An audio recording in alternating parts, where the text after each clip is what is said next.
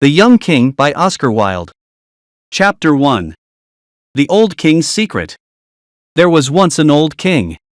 He had no son to be king when he died. His people were very worried. Who will be the next king, they asked. But before the king died, he revealed a secret. His only daughter, the princess, had a child. In secret, she married an ordinary man and they had a son. Some people said her husband was an artist and some people said he was a musician. But his identity was a mystery and nobody knew about their secret son. When the baby was a week old, some men took him while his mother was sleeping. The princess died immediately. Some people said for sadness. Other people said someone gave her poison in a cup of wine. The men left the baby with a very poor family. This poor family lived in the forest and the boy became a shepherd. He looked after goats all day. The old king made an important decision. The boy must be the new king when I die, he said. He sent his servants into the forest. Find the boy and bring him here. The servants found the boy and brought him to the palace. When the boy arrived, he was very happy. He immediately fell in love with all the beautiful things around him. He took off his old leather tunic and put on his fine new clothes. Then he began to explore the castle. He ran from room to room admiring all the beautiful statues, paintings and jewels in the palace. The people of the city talked about him. The young king spends all his time admiring statues, they said. Beauty and art are the most important things for him. In fact, the young king was so fascinated with beautiful objects that he wanted more of them. He sent merchants to India to buy ivory and jade. He sent men to Persia for silk carpets, and others to find amber in the north. He sent servants to look for green turquoise in the magic tombs of the Egyptian kings. The young king thought about all these things, but most of all he thought about his coronation robe. He was 16 and it was his coronation day the next day. He was very happy because he had a beautiful coronation robe of gold, a crown of rubies and a scepter of pearls. He ordered men to work night and day to prepare his coronation robes. Search the whole world for the biggest rubies for my crown and the most beautiful pearl for my scepter, he said. The young king was in his beautiful bedroom and he was thinking about his coronation robes. It was night time and he looked around him. The room was full of silver and gold and beautiful colors. Through the window he could smell the perfume of jasmine, he could hear a nightingale singing and he could see the moon shining. Servants arrived and put flower petals on his pillow. He was very happy. Tomorrow was his coronation day. He played beautiful music on his lute and at midnight he closed his eyes and went to sleep. That night the young king had a dream. Chapter 2. The Dreams. This was the young king's dream. He is in a horrible, dark building. There is a terrible smell, the small windows have bars and not much sunlight can enter. But in the poor light the young king sees lots of people working. They are making cloth. They are very thin. Their faces are hungry and their hands tremble because they are tired. Pale, ill children sit in the dark corners of the room. The young king watches them. A man speaks to him angrily and asks, "Why are you watching me? Are you my master's spy?" "Who is your master?" asks the young king. "A man like me, but I have poor clothes and I am very hungry. He wears beautiful clothes and is very rich. We work for him all day. We make wine and he drinks it. We work on the land, but he eats the food. We are his slaves." "But this is a free land," says the young king. "You are no man's slave. In war, weak men are the slaves of strong men. In peace, poor men are the slaves of rich men. Are you all slaves?" "Yes, the women and the children. The old and the young." Suddenly the young king sees the cloth on the machine. It is gold. The young king is terrified. "You are making some very beautiful gold cloth. What is it?" "It is for the coronation robe of the young king," the man replies. When the young king heard this he screamed and woke up. But then he saw the yellow moon at the window and soon slept again. He had another dream. This was his second dream. He is on a long boat. The sun is very hot and 100 slaves are rowing the boat and working. The master of the boat is giving orders. He is black like ebony and has a red silk turban on his head.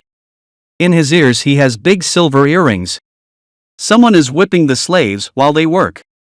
Finally, the boat arrives in a small bay and the master throws the anchor and a long rope ladder into the sea. Some men take the youngest slave. They tie a heavy stone to him and throw him into the sea. The young slave disappears into the water but returns to the boat many times. Every time he returns, he has a beautiful pearl in his hand. The master of the ship looks at the pearls and puts them into a little green bag. The young slave returns to the boat for the last time. He is very pale and tired. In his hand he has a very beautiful pearl. The pearl is round and white like the moon. But the young slave's ears and nose are full of blood. He falls and dies, but the master of the boat laughs. He takes the pearl from the young slave's hand and the other slaves throw his dead body into the sea. This pearl is for the scepter of the young king, he says. When the young king heard this, he screamed and woke up, but he saw the stars at the window and soon slept again. This was his third and last dream. He is in a tropical forest. It is full of strange fruit and beautiful, poisonous flowers. There are snakes in the grass, parrots in the trees, and monkeys and peacocks all around. The young king sees lots of men working in a dry river. They are digging the ground and cutting big rocks and stones. Death and Avarice are in a dark cavern. They are also watching the men. Death says to Avarice, "Give me 1/3 of your men," but Avarice refuses. "No. They are my servants," she says. Death is very angry when he hears this. He sends malaria to kill 1/3 of the men. "What have you got in your hand?" Death asks. 3 grains of corn. "But why are you interested?" she asks. Death says, "Give me 1 grain of corn to plant in my garden." But Avarice replies, "No, it is my corn," and she hides the corn in her pocket.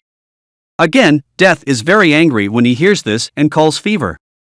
Fever comes in a red robe like fire. He touches 1/3 of the men and kills them. "Now give me a grain of corn for my garden," says Death. "No, never," replies Avarice. Death is extremely angry and calls Plague. Plague arrives from the sky, flying like a bird, and kills the rest of the men. Avarice screams and runs into the forest. Death takes his red horse and rides away, fast like the wind. And then dragons and terrible monsters come out of the rivers and the valleys. The young king cries and says, "Who are those men? What were they doing?" "They were looking for rubies for a king's crown," replies a voice behind him. The young king turns and sees a man in white. This man has a mirror in his hand. "Which king?" he asks. "Look in this mirror and you will see the king," replies the man in white. He sees his face in the mirror, screams, and wakes up. He sees the sun shining at his window. It is his coronation day. Chapter 3. The Coronation. A servant arrived with the coronation clothes. They were extremely beautiful, but the young king remembered his dreams. "Take these clothes away. I don't want to wear them," he said. "Is this a joke, Your Majesty?" asked the servant, but the young king told him about his dreams. "In my robe there is sadness and pain, in the rubies there is blood, and in the pearl there is death," he said. The servant replied, "Please forget your dreams. Put on the robe and the crown. The people will not recognize a king without a crown and a scepter." But the young king put on his old tunic from the forest and took his shepherd's staff. "I arrived in the palace with these clothes and I will leave the palace with these clothes," he said. "Now I am ready for my coronation." A servant asked him, "Where is your crown?" And he took a briar of thorns from his balcony. "This will be my crown," he replied. The young king rode his horse to the cathedral. The people laughed when they saw him. "This is not the king, but the king's servant," they said. He explained his dreams, but one man was angry and said, "Do you not know that rich people give poor people work? It is difficult to work for a hard master, but it is more difficult to work for no master. Please return to the palace and put on your coronation robes." "The rich and the poor are brothers," he replied, but the people laughed again. He arrived at the great door of the cathedral, but the soldiers stopped him. "What do you want?" "Only the king can enter by this door." "I am the king," he replied. The bishop saw him and asked, "Where is your crown? Where is your scepter?" The young king told the bishop of his dreams, but the bishop answered, "Listen to me, I am an old man. There are many bad things in the world, but you cannot change them all. There are thieves and pirates and beggars, but you can't make these things disappear. They are too much for one person. Go back to the palace and put on your coronation clothes." But the young king passed the bishop and entered the cathedral. He went to the altar and looked at the image of Christ. He saw the light of the candles and the smoke of the incense. Suddenly a crowd of people ran into the cathedral. They had swords and were very angry. "Where is this king dressed in beggar's clothes?" they cried. "We must kill him because a beggar cannot rule us. He will be bad for our country." But the young king prayed silently in front of the altar. Then he turned and looked at the people sadly. At that moment a ray of sun shone into the cathedral. It illuminated the young king at the altar. The sun made a beautiful robe around him, red roses grew on his dry crown of thorns and white lilies grew on his staff. The roses were redder than rubies and the lilies were whiter than pearls. Music started to play and voices started to sing. The glory of God filled the cathedral. The people knelt down. "He is crowned by someone greater than me," the bishop said, and he knelt in front of the young king. The boy came from the altar and passed the people.